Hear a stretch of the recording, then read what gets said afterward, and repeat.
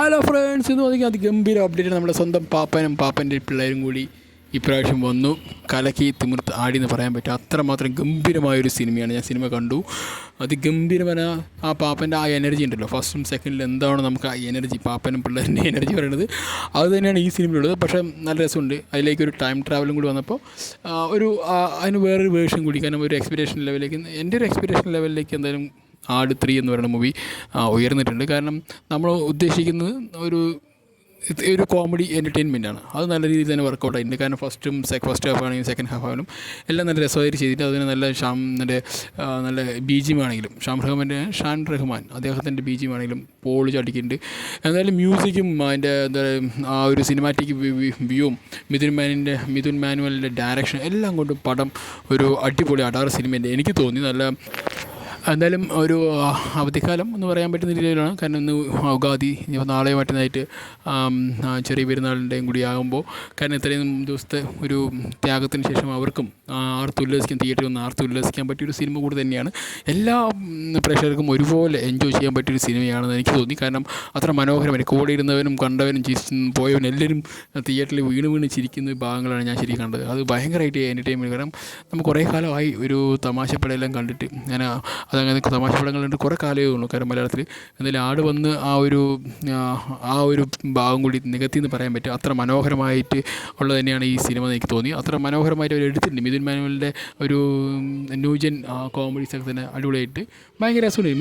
Mithun manual പറയുന്നതിന് അദ്ദേഹത്തിൻ്റെ സിനിമകളൊരു പ്രത്യേക വെറൈറ്റിയാണെന്ന് എനിക്ക് പണ്ടേ അറിയാം. കാരണം അദ്ദേഹത്തിൻ്റെ സിനിമകൾ അങ്ങനെ തന്നെയാണ്, ഒരു വെറൈറ്റിയാണ്. അദ്ദേഹത്തിൻ്റെ ഡയറക്ഷൻ ആണെങ്കിൽ പൊളിയായിരിക്കും. അതുകൊണ്ട് തന്നെ ആ ഒരു ഇവൻ്റെ എഫേർട്ട്, ആട് 3 പറഞ്ഞ എഫേർട്ട് ഒരുപാട് ടെക്നിക്കൽ ബ്രില്യൻസ്, ടെക്നിക്കലായിക്കോട്ടെ. അതിൻ്റെ പിന്നെ നല്ല ആ ഒരു സോങ്ങും ഭയങ്കര രസമുണ്ട്. ആ ഒരു സിനിമേൻ്റെ ആ ഒരു സമയത്ത് കാണിക്കുന്നതിൻ്റെ ഡ്യൂഡിനെയൊക്കെ കാണിക്കുന്ന സീനാണെങ്കിലും, മറ്റേ നമ്മുടെ സഥാൻ, പിന്നെ നമ്മുടെ ഷാജി പാപ്പനെയൊക്കെ കാണിക്കുന്ന സീനാണെങ്കിലും ഒക്കെ തന്നെ കിട്ടുമായിരുന്നു. ഷാൻ റഹ്മാൻ്റെ മ്യൂസിക് ഭയങ്കരമായിട്ട് പല സീൻസിൽ എലിവേറ്റ് ചെയ്തിട്ടുണ്ട്. അതുപോലെ തന്നെ മിഥുൻ മാനുവലിൻ്റെ ഡയറക്ഷൻ ഒരു രക്ഷയില്ല, നല്ല അടിപൊളിയായിട്ട്. കാരണം ഒരുപാട് പൈസ മുടക്കി അതിനെ ഒരിക്കലും വെറുപ്പിക്കാതെ ഒരു മൂന്നാമത്തെ പാട്ട് എടുത്തിട്ട് വിജയിപ്പിക്കാൻ പറ്റിയെന്ന് പറയുന്നതിൽ വലിയ അത്ഭുതം തന്നെയായിട്ട് ഞാൻ പറയുന്നത്. കാരണം ചില സിനിമകൾ അങ്ങനെ രണ്ടാമത്തെ പാട്ട് വരുമ്പോൾ തന്നെ പൊട്ടിപ്പോകുന്ന സിനിമകളുണ്ട്. പക്ഷേ അതൊക്കെ വിട്ട് ആദ്യ ഭാഗം പൊട്ടി രണ്ടാമത്തെ ഭാഗം ജയിച്ച് മൂന്നാമത്തെ ഭാഗം ജയിക്കുക പറഞ്ഞത് വലിയൊരു സംഭവം തന്നെയാണ്. മലയാളി ഇൻഡസ്ട്രിക്ക് ഇതൊരു മുതൽക്കൂട്ടായി മാറും. കാരണം നല്ല രസമുണ്ട്. കാരണം ഷാജി പാപ്പൻ്റെ എനർജി ഒരിക്കലും വിട്ടുപോകാതെ തന്നെയാണ് ഈ സിനിമ.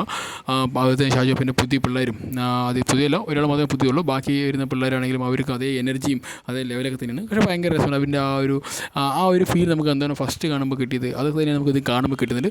പക്ഷേ ഇതിൻ്റെ സ്കെയിൽ കുറച്ചൊരു വലുതായി. എന്നാലും സിനിമയുടെ സ്കെയിൽ വലുതാകുമ്പോൾ തന്നെ ഞാൻ വിചാരിച്ചു കൊമേഴ്ഷ്യൽ ആസ്പെക്ട്സ് വരുന്നതോടുകൂടി സിനിമയ്ക്ക് ആ ഒരു രസക്കൂട്ടൊക്കെ പോകുമെന്ന് വിചാരിച്ചു. പക്ഷേ അങ്ങനെയല്ല, പടം അതുപോലെ തന്നെയുണ്ട്.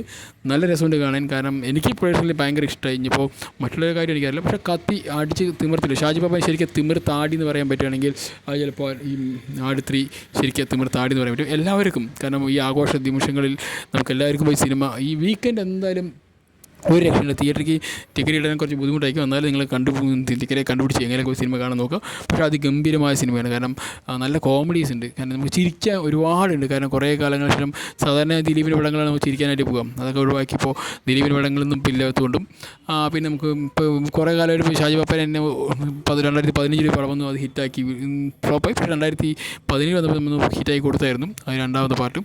അത് നല്ല രസമായിരുന്നു.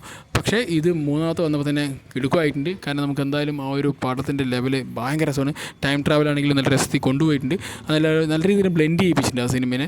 അതിന് ഷാജി പാപ്പൻ്റെ ലുക്കും എല്ലാം തന്നെ കിടുവായിട്ടുണ്ട്. എന്നാലും ഷാൻ റഹ്മാനെ സ്പെഷ്യൽ താങ്ക്സ്, നല്ല മ്യൂസിക്കൊക്കെ കിട്ടും. അതിൻ്റെ special thanks to Mithun Manuel, Thomas Edison. കാരണം അദ്ദേഹത്തിൻ്റെ ഡയറക്ഷൻ ഒരു രക്ഷയില്ല. എന്തായാലും പ്രൊഡക്ഷൻ ഹൗസ് രണ്ടുപേരും കൂടി ഒത്തുവരുന്നിട്ടാണ് നമ്മുടെ ഫ്രൈഡേ ഫിലിം ഹൗസും പിന്നെ നമ്മുടെ കാവ്യ, അങ്ങനെ അവരും. പക്ഷേ നല്ല രീതിയിൽ എന്തായാലും ഇതൊരു സിനിമയ്ക്ക് വേണ്ടി ഇത്രയും നല്ല എഫേർട്ട് ഇട്ട് ഇത്രയും നല്ല പൈസ മുടക്കി ഇത് ഒരിക്കലും വേസ്റ്റ് ആയിട്ടില്ല. അപ്പോൾ എന്തായാലും ഗൈസ് നല്ലൊരു സിനിമയാണ്. എല്ലാവരും തിയേറ്ററിൽ സിനിമ കാണാൻ ശ്രമിക്കുക. ആർത്തുല്ലസിച്ച് ചിരിക്കാനും അത് ഭയങ്കര രസമായിരുന്നു. കുടുംബത്തോട് പോയി സിനിമ കാണാനൊക്കെ പറ്റും. എല്ലാവരും സിനിമ കാണും. Okay, bye guys, take care, bye, see U.